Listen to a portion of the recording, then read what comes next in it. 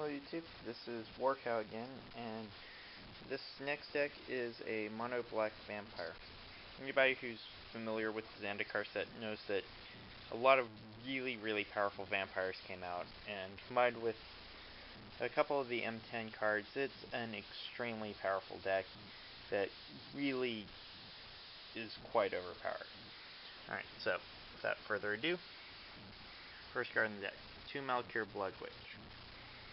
This really is too easy to get, to be honest.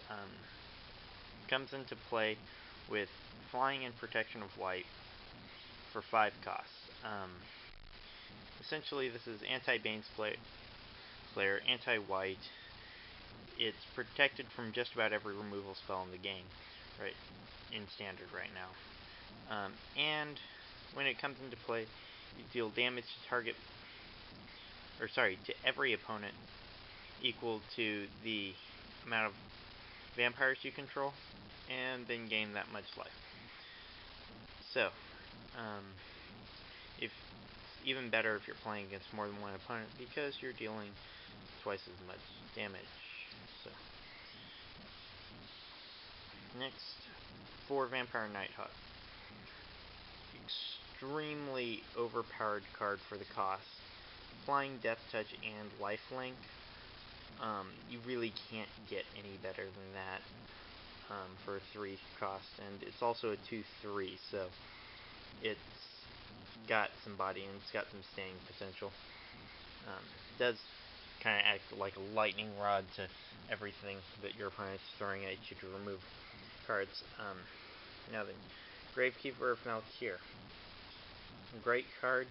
It's a 2-drop normally. You can kick it for 3. It's a 2/2. Well, sorry, you can kick it 2/3. And if you do kick it, your opponent has to sacrifice a creature. So, great card. 3 Vampire Hex Mages. I got the second 2 today. This is a great card. It has first strike and is a 2/1 for 2 costs. In addition, you can sack it to clear counters away from anything, which destroys any planeswalker guaranteed. And with all the new quest cards, you get rid of all those counters, which really upsets people a lot because they have to start over. Alright. This is 1 Bloodghast. I kind of want 2 more in this deck. Probably going to take out Pile of Knights for them when I get them. This is a great card. It can't block, but it's a 2-cost 2/1, and if your opponent has 10 or less life, it has haste. Now, that's not the great part about it. Whenever it's in the graveyard, and I play a land, or you play a land or whatever, yeah, it comes back into play, which is great, because your opponent can jump block it all they want. It's gonna die, yeah, but it comes back into play on your next turn. You can drop 4 of these on the last turn of the game from graveyard if you play it right. 2 Child of Night. As I said, probably gonna take these out for Bloodghast when I give them. It's a decent 2-drop. It's a 2/1 with lifelink. Doesn't have much staying potential. 4 Vampire Lacerator. This is one of the better 1-drops. Actually, there are very few bad 1-drops in Zendikar, but this is probably one of the better ones. It's a 2/2. It does cost you 1 life unless your opponent's under 10 every turn, but you know, that's easily fixable. This deck's not going to be around, or your opponent's not going to be around that long anyways. It's an aggro deck. 3 Guldras Vampires. I was running 4, took 1 out for a 4th Lacerator. Great all-around card. 1/1 for 1, and if your opponent has 10 or less life, it gets plus 2/1, making it a 3/2 for with Intimidate, which means it can't be blocked unless you're playing against something with black. Liliana Vess, 2 copies. I want to make these Sorin. For obvious reasons, Sorin's just better card. But Liliana is a great card to have in your deck. Forces discard, searches, and then can regain every creature that you've lost and that your opponent's lost, which this deck is quite a bit. Although that ultimate effect doesn't go off very often. Mind Sludge. 5 cost to just add this into the deck today. Target player just basically ditches their entire hand by the time this comes out, generally.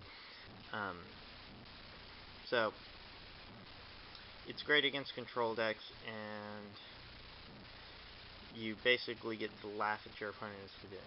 Watch out for Swerve, though. Swerve is very painful. Sign in Blood, just 1 copy. Pay 2 life, or this can either be used to finish your opponent off, or for you to draw 2 cards yourself, so. And 2 life and 2 mana is not that big a cost to draw 2 cards. Blood Tribute. Great card, one of the best sorceries in the game right now.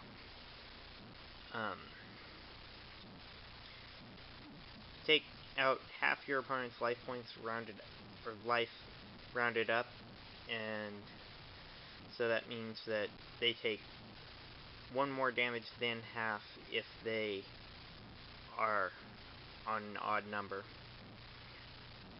And so 3 copies of this, and if you tap a vampire for it as well, you get to gain that life yourself, which is a good way to stay alive in late game, if the game goes on that long.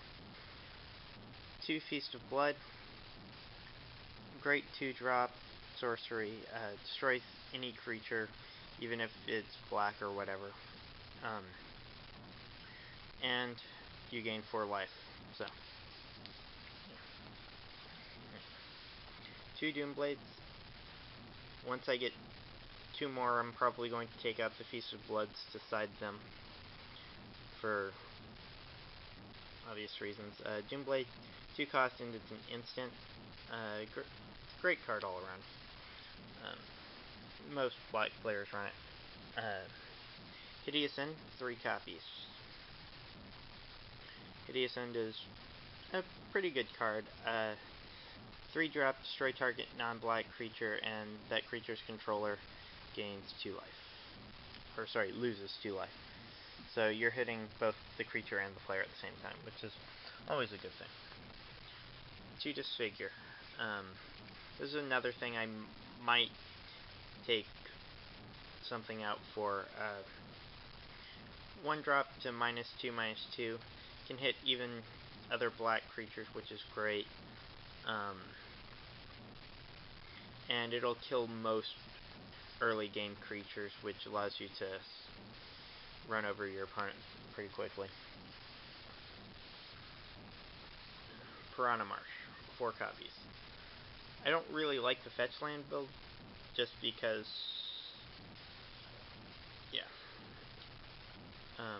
just personal bias. I do, however, like Piranha Marshes in this deck. They come into play tapped, which is fine if you don't have a 1-cost creature in your first hand. Play this, you at least get 1 damage on the field, and then next turn you can play a swamp and play a card. Just good card to have around. If you pull off all 4, that's 4 damage right there. Just that much closer to doing it. And then 18 swamps. Alright. Hope you enjoyed the video, and rate, comment, subscribe. Have a good one.